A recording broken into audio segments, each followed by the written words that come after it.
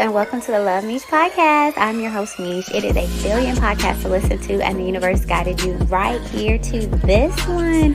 So hello, welcome. There are 7.9 billion people in the world today, yet you met me, and this is not by happenstance. This is divine meaning, and may we guide each other well.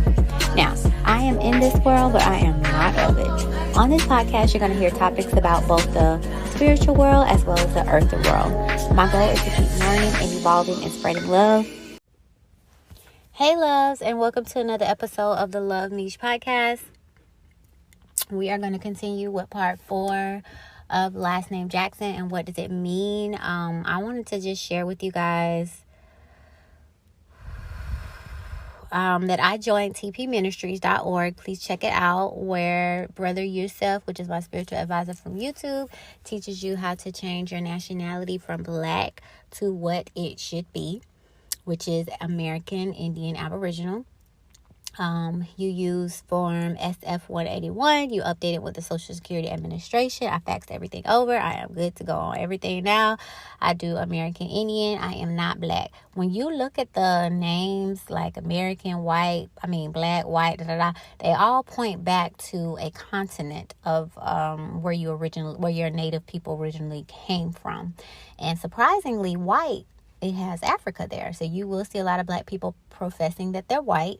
Not that they're white in skin color or white with DNA, in their bloodline or, in their family. But they're basically saying, based off of what you've given me, what white means, yes, I am from Africa, so white.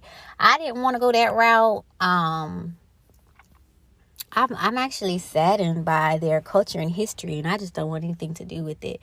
But my people are American, Indian, Aboriginal, and I'm going to stick with that. So that's what I changed mine to. He goes over more instructions on how you can do that. He also talks about how you can get a world citizen ID, a world citizen passport, etc. He was able to even fly through the airport with his world citizen card, not a passport or anything like that. So it does work, you guys.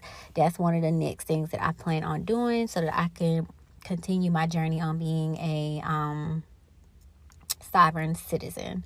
Okay, so enough of that. I have another podcast, so if you want more details, you can go back through my podcast to find the one where I talk about being Native American, Cherokee, Indian. So on this podcast, we are going to talk about Cherokee. So this is from Wikipedia. The Cherokee are one of the indigenous people of the southeastern woodlands of the United States. Prior to the 18th century, they were concentrated in their homelands, period. I'm glad they're being honest. In towns along the rivers, valleys, and what is now known as North Carolina, Tennessee, South Carolina, Georgia, and Alabama. Our people were smart enough to live by them lakes and streams. So I've heard that water is dead. The water that is pumped through these pipes and that gets to our house is dead. We're supposed to be drinking electric live water. As it's coming down the mountain speeding, let me tell you why it's electric. People that live off the grid, they have a windmill in the stream in the water, and it generates electricity. You guys, we are light beings. We are electric beings. When we eat an apple, if you take a magnetic picture of an apple, it shows you the light force energy in it. If you take a picture of meat and stuff, it's small. So that just shows us that although we're eating this stuff, we're only eating it to get to what? That light energy. I can sit in the sun all day. So I'm straight eating when I do that without consuming or, using extra energy in my body just to break it down. I'm getting it straight from the source. But if I can sit in the sun all day, it does not bother me. So I hadn't got a little bright because we was in the winter. But watch, my color is going to start to change because I'll be sun tanning. So I just think it's interesting that they continue to give us this dead water and it's not alive. So there are some people that get glass bottles because glass is better than plastic. On a molecular level, when you use plastic, I don't care if it's containers, bottles, whatever, you're drinking tiny, tiny, tiny, tiny particles of plastic, and your body does not know how to break down that foreign entity. Our body is a natural body, and it only understands natural things. all of these man-made things that we are introducing to our body is sending us to our graves, you guys. But anyways, so if you Google like streams and lakes, it'll show you different maps that you could go to. And I actually want to start doing that. I got to find me some glass gallon jugs so that I could go get live water. You can also do distilled water. There's some distilled machines on Amazon where you can actually distill your water. And that's where you boil it and then you collect the steam because it's purified.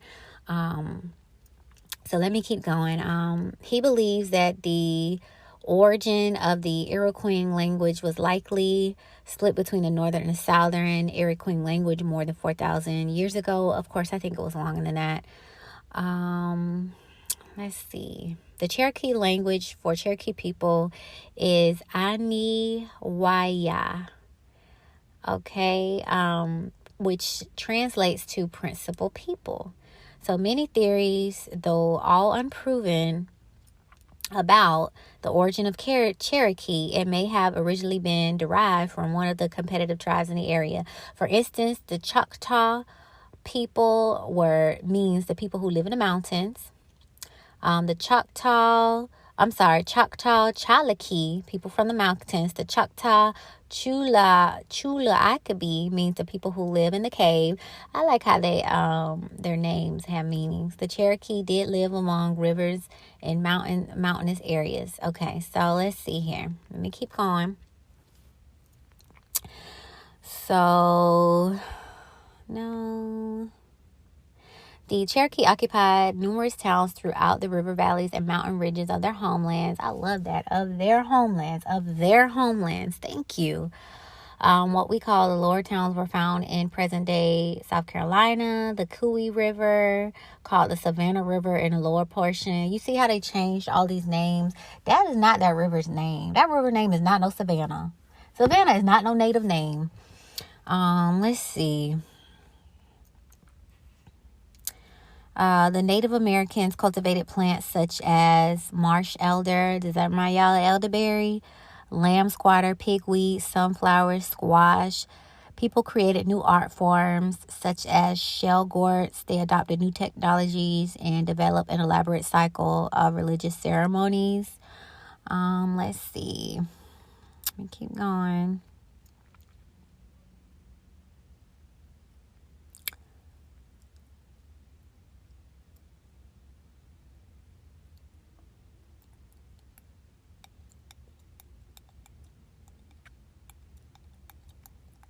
History. I don't understand how they even trying to tell someone else's history. This is wild.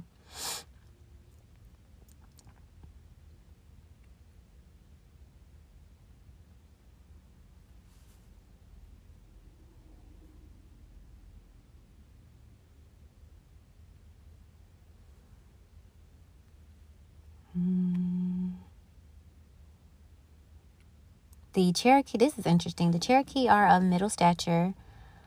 How they try to label people? Of an olive color, though generally painted, their skin stained with gunpowder, picked into it in very pretty figures. The hair of their head is shaved, though many of the old people have it plucked out by the roots, except a patch of hinder part of their head, about twice the bigness of the crown piece, which is ornamented with beads, feathers, stained deer hair, and such like baubles. The ears are slit and stretched to an enormous size, putting the person who undergoes the operation to incredible pain, being unable to lie on either side for nearly 40 days. To remedy this, they generally slit but one at a time. As soon as the patient can bear it, the wound round with wire to expand them, and are adorned with silver pendants and rings, which they likewise wear at their nose. The custom does not belong originally to the Cherokee, but taken by them from the Shawnee or northern nations. They that can afford to wear a collar, swamp, which are beads cut out of clamshells, a silver breastplate, bracelets on their arm and wrist, small metal, a bit of cloth to cover their private part. That's what I'm talking about. I'm from the hippie genre. Like, what is these clothes?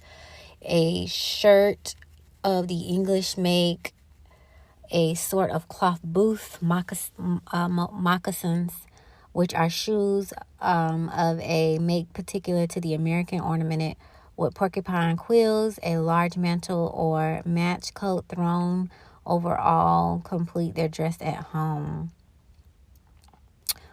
Okay, let's see. I'm not going to read this war stuff. Definitely going to skip over that.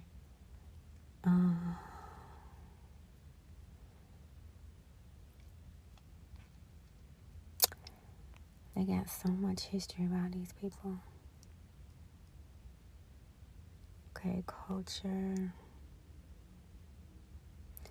The Quala Arts and Crafts Mutual Inc. of Cherokee, North Carolina is the oldest continuing Native American art cooperative. They were founded in 1946 to provide a venue for traditional Eastern Band Cherokee artists. That's really nice. Between the 19th century, polygamy was common among the Cherokee, especially the elite men. The matriarchal culture meant that women controlled property, such as their dwellings, and their children were considered born into the mother's clan, where they gained hereditary status. Advancements to leadership positions were generally subject to approval by the women elders. In addition to society was matrifocal. Customarily, a married couple lived with or near the woman's family, so she could be aided by her female relatives. Her oldest brother was a more important mentor to her sons than was their father, who belonged to another clan. Traditionally, couples, particularly women, could divorce freely. So we see how this is so different from American society. It was unusual for Cherokee men to marry a European American woman. The children of such a union were disadvantaged as they would not belong to the nation. They would be born outside the clans and traditionally were not considered Cherokee citizens. This is because of the matriarchal aspect of Cherokee culture. As the Cherokee began to adapt some elements of European American culture in the 19th century, they sent elite young men to American schools for education.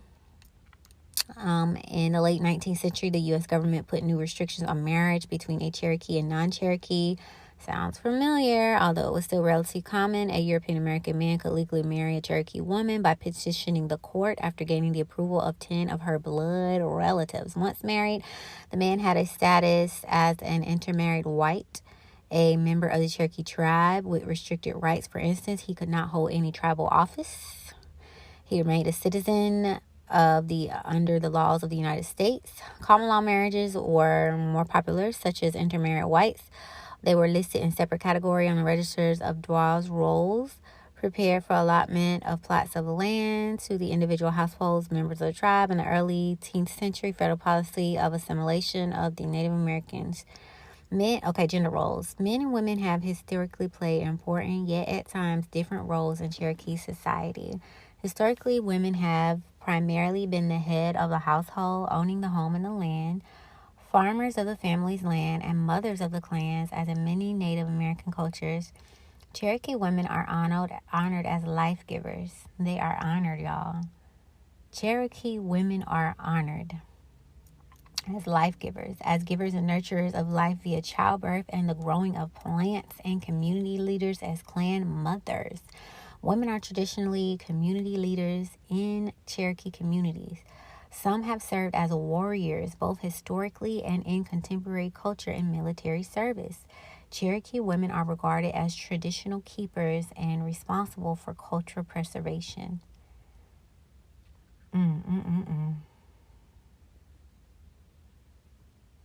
Now, this is interesting. While there is a record of a non-native traveler in 1825 noticing what he considered to be men who assumed the dress and performed the duties of women, there is a lack of evidence of what would be considered two-spirit individuals in Cherokee society, as is generally the case in matriarchal and matrilineal cultures. So two-spirits is, or rainbow soul, what they will call, there's so many got their names.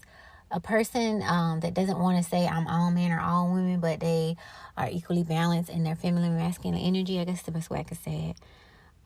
So spirit has been getting on me about I can say things, but you have to be very careful with how you say things. Like, I saw a mirror and it was so ugly, And you can only change yourself, right? People have to learn their own lessons. So what I took from it was, that is not pretty. I don't want to be like that. Let me be very, not to say that what I'm saying is wrong or indifferent or anything like that, but let me just watch how I say stuff, because words have power, you know what I mean? And I think we are held accountable to what we say just as much as what we do. Not whether it's true or not. But, yeah, so I just want to make sure I say things in the most polite way. Okay, so slavery. Let's see here. Slavery was a component of Cherokee society prior to European colonization, as the frequently enslaved enemy captives taken during times of conflict with other indigenous tribes. By their oral tradition, the Cherokee viewed slavery as a result of an individual's failure in warfare and as temporary status pending release or the slave's adoption into the tribe. So this is what was different between Native slavery and American slavery. They said the individual's failure in warfare, okay, so as prisoner of war, right? And as a temporary status, meaning it wasn't indefinite. And then also pending release or the slave's adoption into the tribe. So obviously you could prove yourself and become a member of the tribe after y'all done went to war. Like, how honorable and noble is that? So let's see. So this is sad. As the Cherokee began to adopt some European American customs, they began to purchase enslaved African Americans to serve as workers on their farms or plantations, which some of the elite families had in the antebellum years. When the Cherokee were forcibly removed on the trial of tears, they took slaves with them and acquired others in Indian territory. So I'm glad we talked about antebellum. Let me just pause right there. So everybody had slaves. Slave is not new. Prisoners of war, I think slavery kind of changed. Indentured servant was like a slave. You just, worked like a peasant until your time was up. That's even in the Bible. Joseph worked for Sarah. Not Joseph. Somebody, Mary. Whoever, not me. Was it Mary? I think so. Because she went to go see her cousin. But anyways, so let me go to antebellum real quick. Antebellum. In the history of the southern United States, the antebellum period, which is Latin from antebellum, before the war, spanned the end of the War of 1812 to the start of the American Civil War in 1861. The antebellum South was characterized by the use of slavery and the culture it fostered.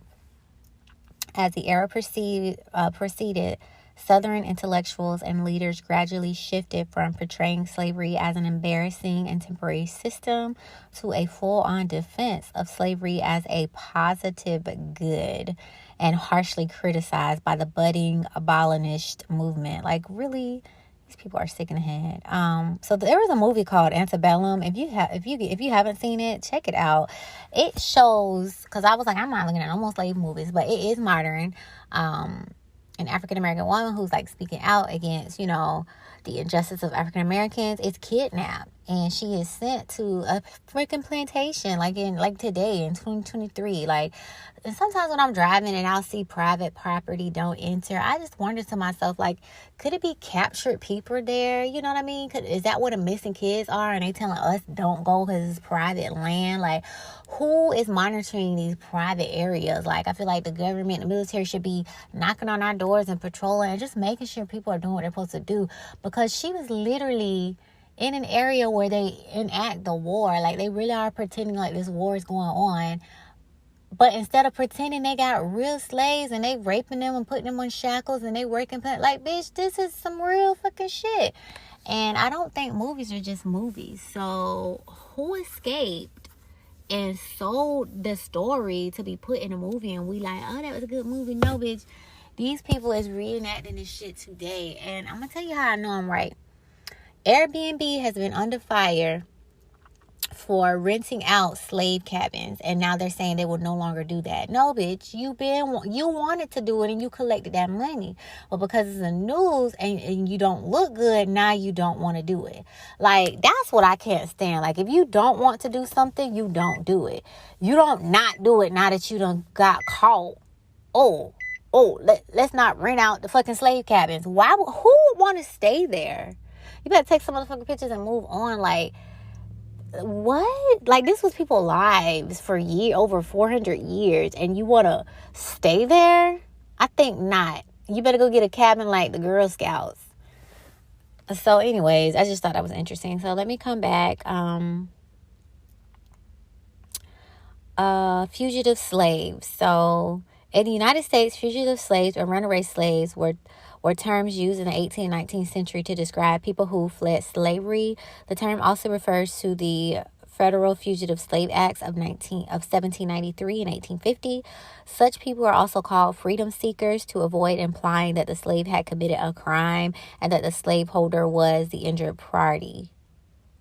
Period. Like, to me, there is no slave. You can't be born a slave. Everyone is born with their rights to be, inalienable rights to be a human being on this planet. For one person to have power and authority to call someone else a slave is absurd to me. To put shackles on them, to force them to work for free, to have a law system, supporting them, to have military and bounty hunters enforcing it. Like, this is the same government that people vote for today. It's why I don't believe in voting, because it's the same system. Until they tear it all down and rebuild it, I don't want any parts of it. Let's see. Generally, they tried to reach states or territories where slavery was banned, including Canada, until 1821. Spanish Florida. Shout out to Florida. Most slave laws tried to control slave travel by requiring them to carry official passes if traveling without a master. The passage of the Fugitive Slave Act in 1850 increased penalties against runaways and slaves who had aided them. Because of this, some freedom seekers left the United States altogether. Period. Traveling to Canada or Mexico. I keep telling y'all, Mexico is calling me. Approximately 100,000 American slaves escaped to freedom, and that's not nearly enough compared to all the ones that died, y'all. That's like so sad, but we here. We are ancestors. We are the seeds of our ancestors, and we are here thanks to them. Let's see. I don't want to read too much about this because I'm going to get upset. When the slaves were found missing, masters were outraged, many of them believing that slavery was good to the slave, and if they ran away, it was the work of northern abolitionists, with one arguing that they are indeed happy, and if let alone, they'll remain so. So to me, this is a sick person. How you can believe a lie and get others to believe it? Because let's be honest. To be a slave, you're happy, and if you're left alone, you'll remain so. Then how about you be a motherfucking slave? But since you're not, obviously this isn't true. Because if something was so good, you would be doing it and not enforcing someone else to do it. A new name was invented. Do you see that? A new name was invented. I'm glad they put that there. For the supposed mental illness of a slave that made him or her want to run away. Drapetomania. They just been making up shit for the beginning of time. A mental illness because you free and you want to be free. That is not a mental illness, okay? The people that are administering these laws have a mental illness, okay?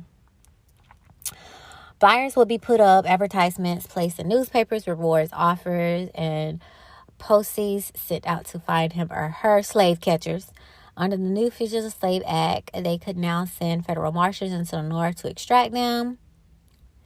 Girl, if I was free and somebody tried to drag me back home, everybody died. The new law also brought bounty hunters into the business of returning slaves to their masters, which we call modern-day police. I mean, it is what it is. A former slave could be brought back into the South to be sold back into slavery if he or she was without freedom papers. In 1851, there was a case of black coffeehouse waiter who was kidnapped by federal marshals on behalf of John Debris, who claimed to be the man's enslaver. So you could just walk up to anybody and say, oh my God, that was my slave, with no freaking proof, and they're just going to drag you back. Like, that's messed up. Escaped slaves often faced harsh punishments after being captured, such as amputation of limbs, whippings, brandings, and hobblings. How they just put this in one little sentence is beyond me. Individuals who aided fugitive slaves were charged and punished under the law. In the case of Abelman and Booth, the latter was charged with aiding Joshua Glover's escape in Wisconsin by preventing the capture by the federal marshal. The Winston Supreme Court ruled that the Fugitive Slave Act of 1850 was unconstitutional as it required states to violate their own laws in protecting slavery. Abelman versus Booth was appealed by the federal government to the U.S. Supreme Court, which upheld the Constitution of the Act. You know what? Underground Railroad. Let's keep going. Underground Railroad was a network of black and white abolitionists. Shout out to whoever you are with a kind soul that just understands wrong is wrong, is right is right, outside of race. Because white people was hung too. White people lost their family too for doing what was right. That was like a spirit thing. You either got the spirit or you don't. Members of the Religious Society of Friends, such as the Quakers, African Methodist, Episcopal Church, Baptist Methodist. In 1786, George Washington complained the Quakers tried to free one of his slaves. In the early 1800s, Isaac T. Hopper, a Quaker from Pennsylvania, and a group of people of North Carolina established a network of stations in the local area. In 1831, when Trice David was captured going into Ohio from Kentucky, his owner blamed an Underground Railroad who helped him escape. 8 years later, while being tortured for his escape, this is insane, y'all. 8 years later. 8 years later, while being tortured for his escape, a man named Jim said that he was going north along the Underground Railroad to Boston. Now, I want to say here that I never hear nobody talk about this, though. There are tunnels and cave systems underground and underwater. I ain't talking about the ones that we drive on, okay? So when they say Underground Railroad, it's really underground, y'all. I don't care what nobody say. I don't care what nobody say. There's no way you can have a hollering baby, dogs sniffing your trail and be above ground. Fuck that. You underground in them goddamn dark ass tunnels with lights and stuff. Probably with other, maybe aliens or who knows, escaping. So I remember they was picking on Portia when she said the Underground Railroad one time. But I really believe that there's tunnels. There are tunnels. You can Google that right now. There are tunnels underground everywhere. And I believe they use those to get away. That's just what my spirit say. Let's see. The network extended the United States, including Spanish Florida, Indian Territory, and Western United States, and into Canada and Mexico.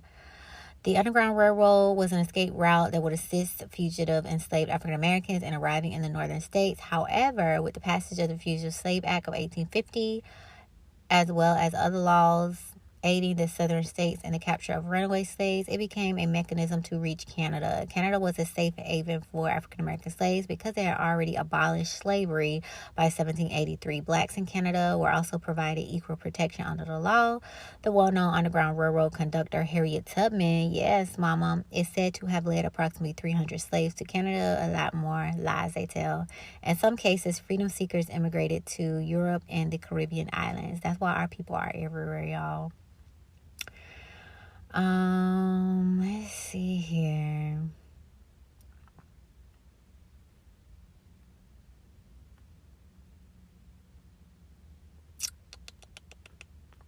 Okay, so that was the end of that. Let me get rid of that one. Okay, so Kingsland Plantation. Kingsland Plantation, also known as Zephaniah Kingsland Plantation Home and Buildings, is the site of a former estate in Jacksonville, Florida, that was named for its developer and most famous owner, Zephaniah Kingsley, who spent 25 years there. It is located at the northern tip of Fort George Island at Fort George Inland and is part of the Timuquana Ecological and Historical Preserve managed by the U.S. National Park Service. Kingsley's house is the oldest plantation house still standing in Florida, and the solidity-built village of slave cabins is one of the best preserved in the United States. It is also the oldest surviving antebellum Spanish colonial plantation in the United States. The plantation originally occupied the entirety of Fort George Island, occupying 750 acres, more or less. Let's see.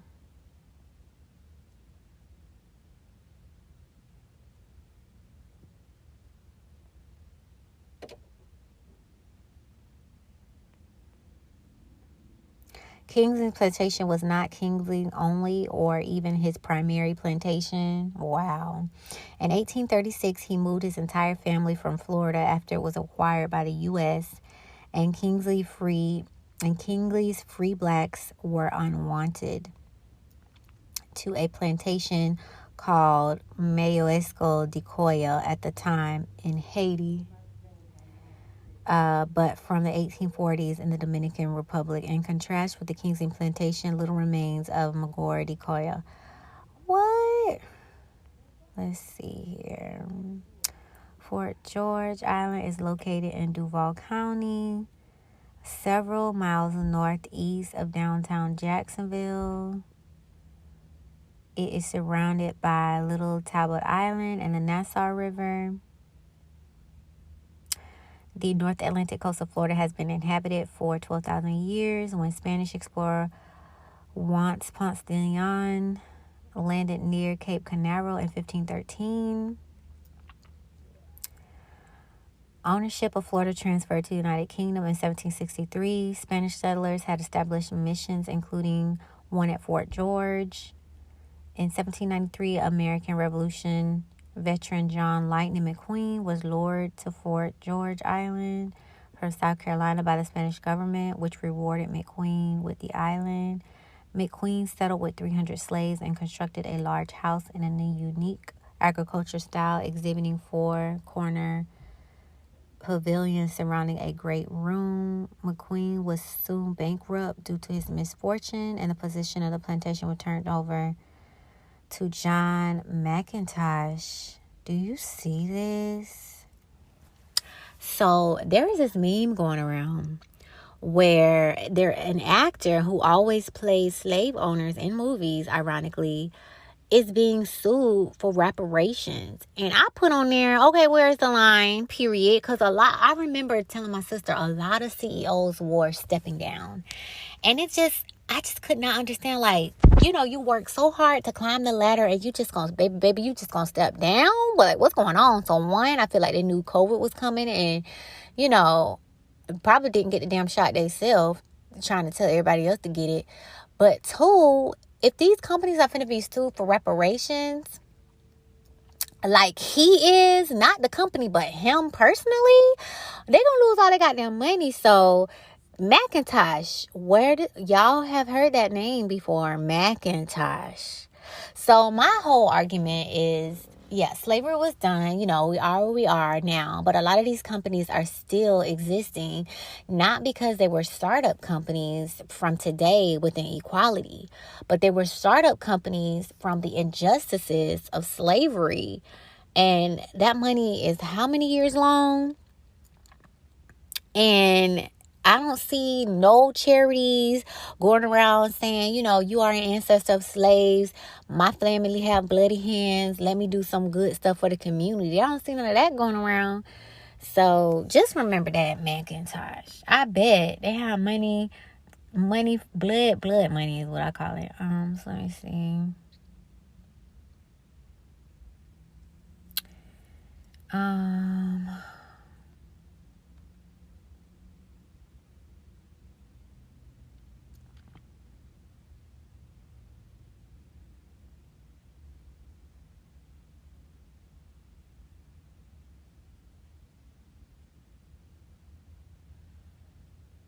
Oh, look at this.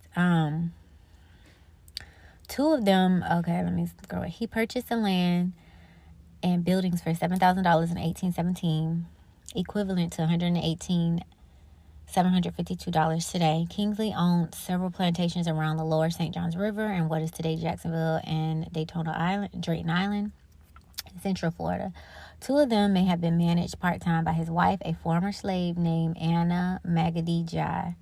Kingsley married Anna in 1806 when she was 13 years old. Ridiculous. Recently arrived in Cuba from West Africa. See? Our people from all over.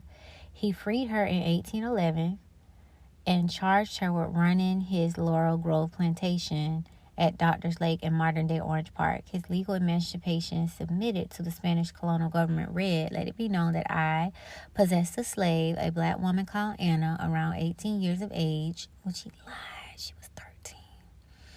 Brought at a bazaar, newly imported African in the port of Havana from a slave cargo, who, with the permission of the government, was introduced here. The said black woman has given birth to 3 mulatto children: George, about 3 years, 9 months, Martha, 20 months, and Mary, 1 month. And regarding the good qualities shown by the said black woman, the nicely and fidelity which she has shown me, and for other reasons, I have resolved to set her free, and the same for her 3 children. It's a goddamn shame. That woman was born free. Marriage between white plantation owners and African women were common in East Florida.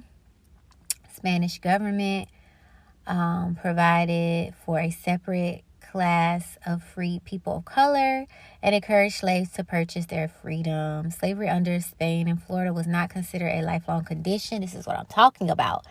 And free blacks were involved in the economic development of the region, many of them owning their own slaves. Anna oversaw 60 slaves at Fort George Island, which grew cotton, citrus, sugarcane, beans, potatoes. Now, I bet there's a difference between her being a slave owner and others. Like, if I have no choice but to be your slave owner, you gonna be a slave to them, but we family in here. You know what I mean? You're gonna play the role. John Maxwell, the 4th child, was born in 1824 when Kingsley and Anna lived in Fort George Island. Kingsley also maintained relationships with 3 other African women who acted as co-wives or concubines: Flora, Mussolina, and Sarah. Wow. Anna remained the matriarch in the polygamous family, I'm sure. Visitors to the plantation were invited to the dinner table, where Kingsley displayed his multiracial children with pride. He provided them with the best education he could offer and considered them a shield from any potential racial uprising. Wow. Now, my uncle is African American and my aunt is full 100% American, and they have mulatto children or mixed children.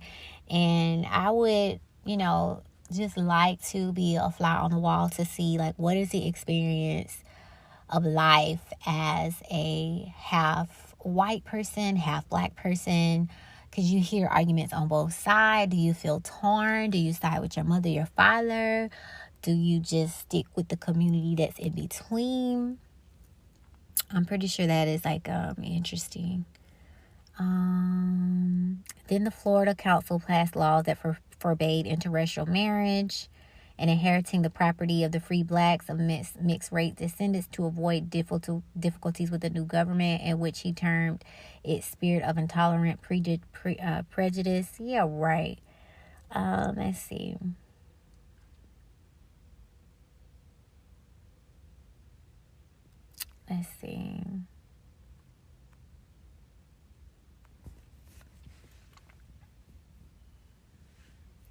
Kingsley started a plantation in Haiti that was worked by former Fort George Island slaves who had become indentured servants. Slavery was not allowed in Haiti. They were to earn their freedom in 9 years. In 1842, Kingsley gave an interview to the abolitionist Lydia Child when she asked him if he was aware that his occupation was a slave trader might be perceived as being akin to piracy. He responded, "Yes, and I am glad of it. They will look upon a slaveholder just so by and by. Slave trading was a very respectable business when I was young. The first merchants in England and America were engaged in it. Some people hide things which they think other people don't like. I never conceal anything." This what came up to me when I just heard merchants.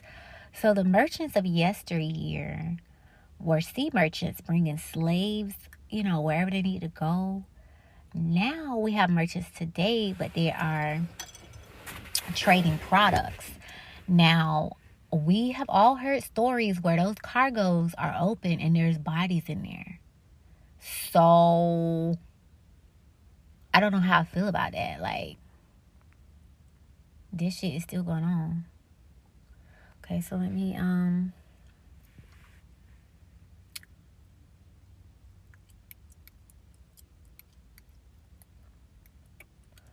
Let's see. He went on to exhibit considerable pride in his Haitian plantation, built with the help of his sons. I wish you would go there. Anna would give you the best in the house. You ought to go to see how happy the human race can be. It is a fine, rich valley, 30 miles from Port Platte, heavily timbered with mahogany all round, well-watered, flowers so beautiful, fruits in abundance, so delicious that you cannot refrain from stopping to eat till you could eat no more. My sons have laid out good roads and built bridges and mills. The people are improving and everything is prosperous. Kingsley died in the next year while en route to New York City to work on a land deal. Anna returned to Florida in 1846 to settle an inheritance dispute with some of her husband's white relatives. Because the will had been made under Spanish law when inheritance by free blacks was legal, the court ruled in her favor, and control of the Kingsley holdings in Florida remained with her and her children for several years. Kingsley Beatty Gibbs sold the Fort George Island plantation in 1852 and moved to St. Augustine.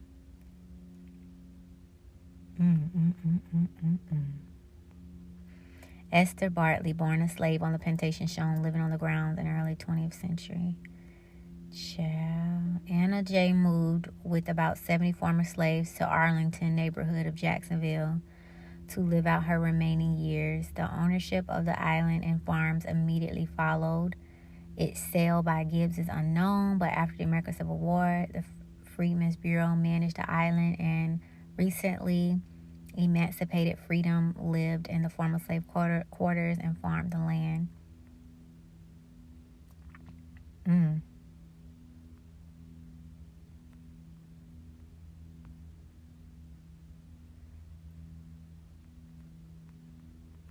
That's interesting. I gotta see if I know any Gibbs. Okay, so let me see. Then the very last part, y'all, is the Seminole War. Or was I supposed to pick up here before? Okay, Seminole War.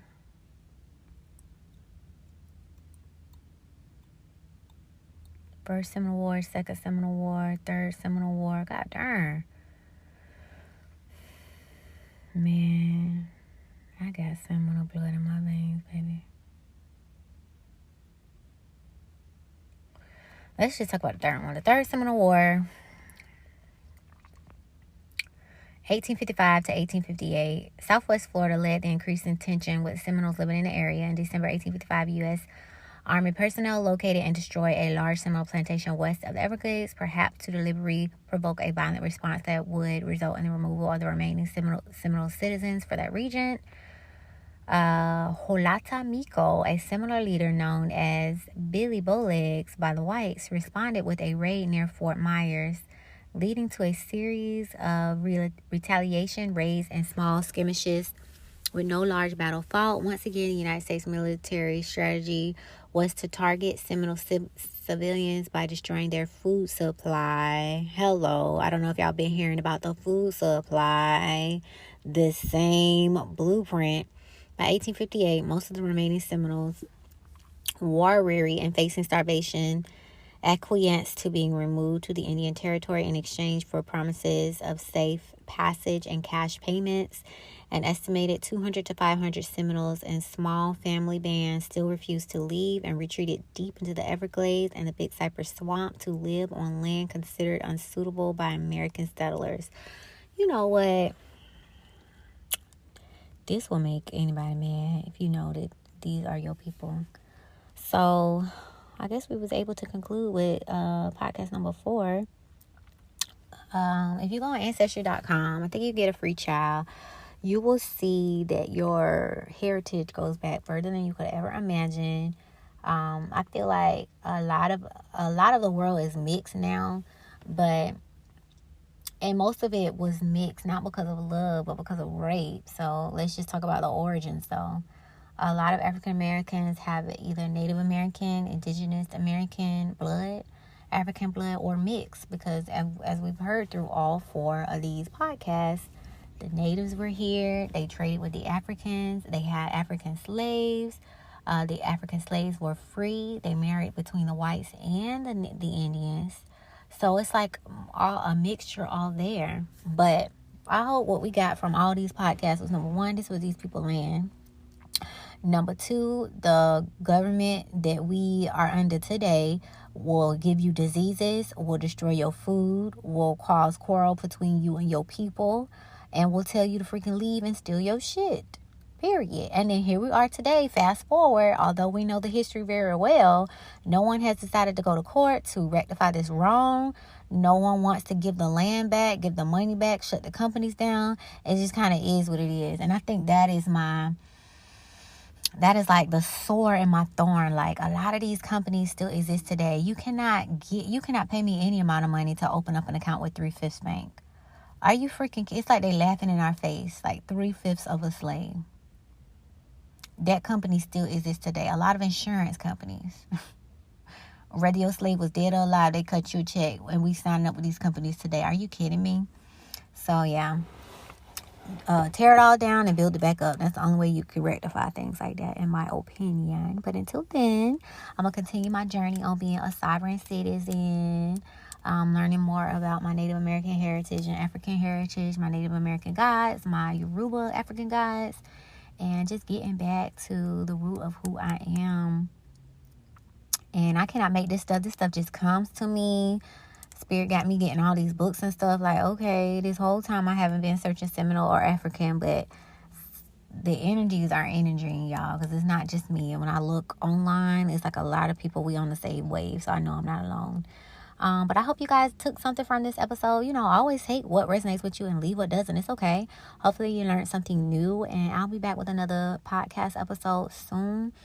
It's a new year, so I'm trying to balance and juggle a lot of things. But I also want to keep my podcast up as well. I want to tap back into, I remember I was saying I wanted to do an episode on the Sims and magical abilities like telepathy and different stuff like that, because we have gifts, y'all. We just don't know how to use them. And I'm going to be taking a Reiki class, and when I'm done with that, I'm going to be doing an episode on Reiki. I mean, there's so many books out there, you guys. You could just get books on anything and just read. And to me, I think what they don't tell us is when you read something, it opens a door. Like your brain has unlimited information, right?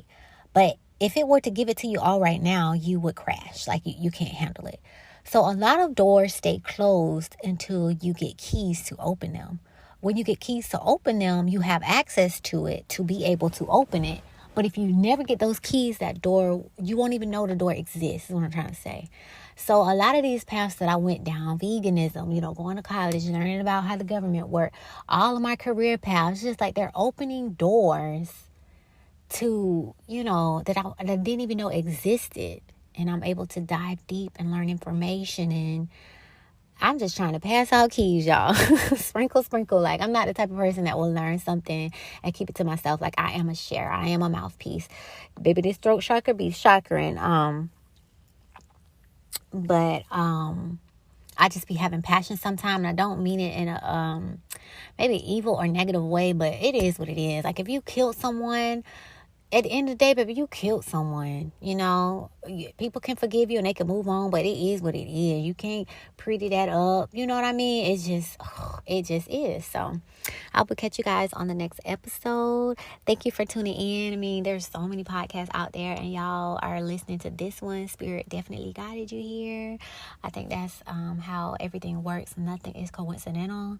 So I hope you continue to join me for future episodes, and I will talk to you guys later. Bye. But child, Earth is ghetto. I'm trying to make this my last reincarnation here. So namaste, Lovaste, always vibe high, babe. Thanks a million for listening. I hope you have a better than great day. I love you. Talk to you later. Mwah. Bye.